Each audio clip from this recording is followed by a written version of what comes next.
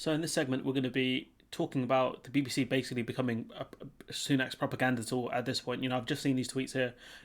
The never unknowingly underhyped Rishi Sunak will give what he has already described as a budget like no other, writes Laura Kuenssberg.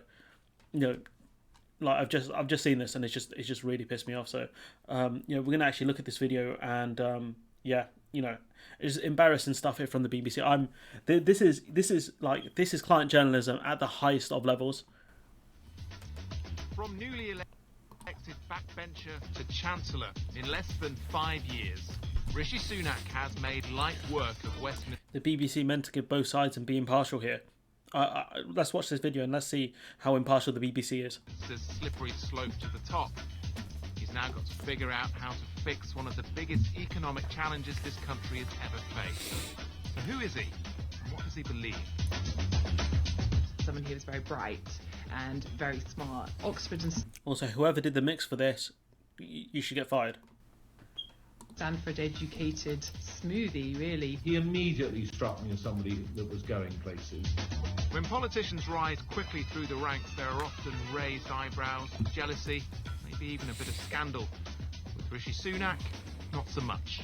I mean, he didn't disclose how much his wife was worth, and his conflicts of interest, a bit of a scandal, but, white-collar crimes are, not a concern in the UK.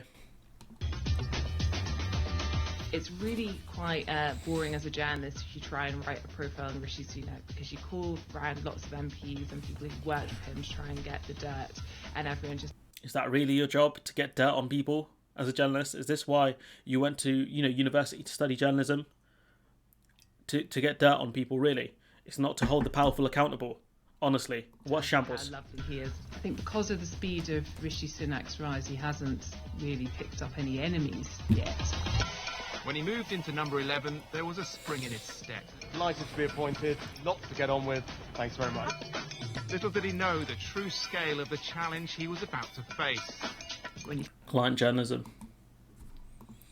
think back to this time a year ago, and when Rishi Sunak gave his first budget, he announced a £12 billion COVID support package. We have never in peacetime faced an economic fight like this one. And here we are, almost £300 billion on. Jobs, jobs, jobs. Our plan for jobs.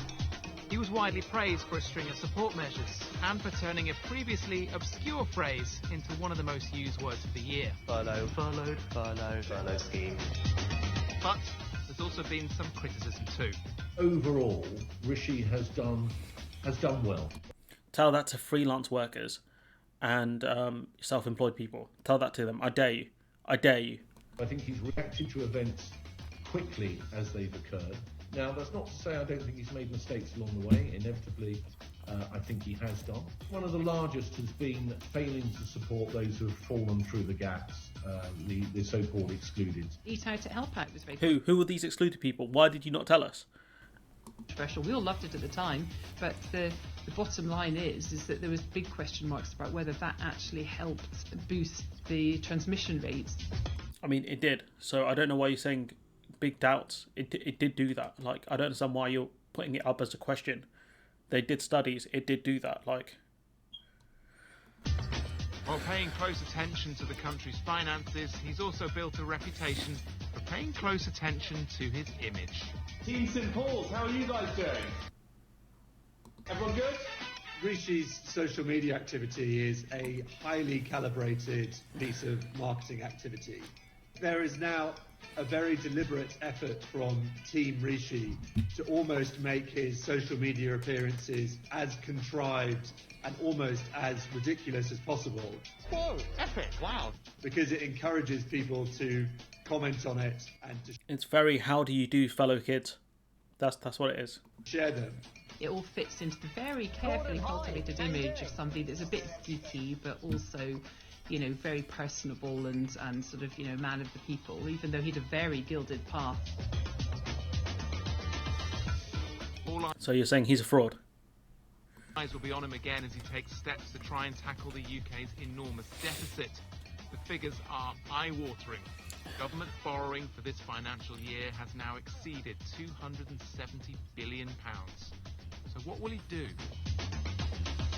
To me, Rishi Sunak stands for... I think Rishi Sunak stands for traditional low-tax Tory, compassionate conservatism. Compassionate conservatism, there's no such thing. You cannot be both a fiscal conservative and a compassionate conservative. But again, one doesn't exist. So, again, where did the BBC find these journalists? Also fiscal conservatism. I have always believed in low taxes as a spur to economic growth. That's not actually true. Trickle-down economics and those sorts of things don't work. So, yeah. Now is not the time for tax rises. There will be a time probably for those, but not now, because we don't want to... There never will be a time for it.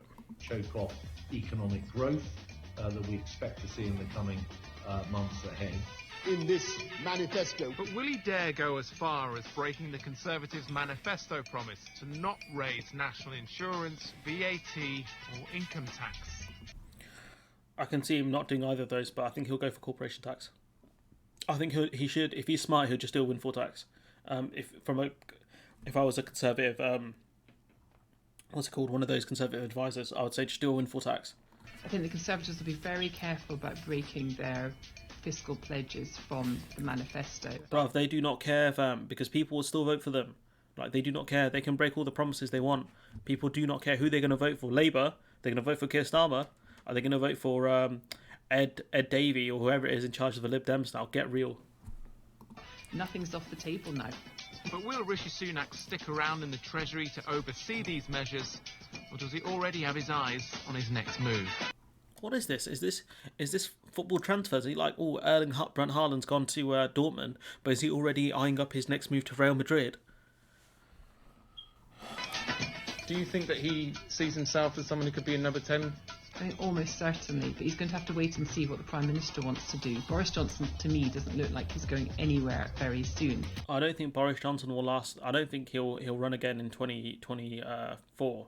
That's just my gut feeling. I don't think he'll do it. Like, it's put a lot of strain on him. You can tell. The track record of chances becoming Prime Minister shows how hard it can be, and he's got some very difficult spending decisions to get through. Hang on, now Gordon Brown was Prime Minister. He was the Chancellor, so I don't think it's that difficult, is it? Let's think. Who have we had? Oh, I suppose, George Osborne went with Cameron, but that was a bit different, so... Would be anywhere in the place to even move. Do you think he wants to be Prime Minister? I think all politicians want to be Prime Minister, whether or not they admit it or not. I don't think that's true, but... So this was a great propaganda piece from, Rishi Sunak's hype man, the BBC. So, shouts out to Jackie Slack, host of the Jack Slack podcast, creatively named. Shout out to the very naive who still think the BBC isn't state propaganda, because bar a few people working for the BBC, it is state propaganda at this point. And I've just seen this; it just really ticked me off, especially today when the budget is meant to be released. So, I'm done.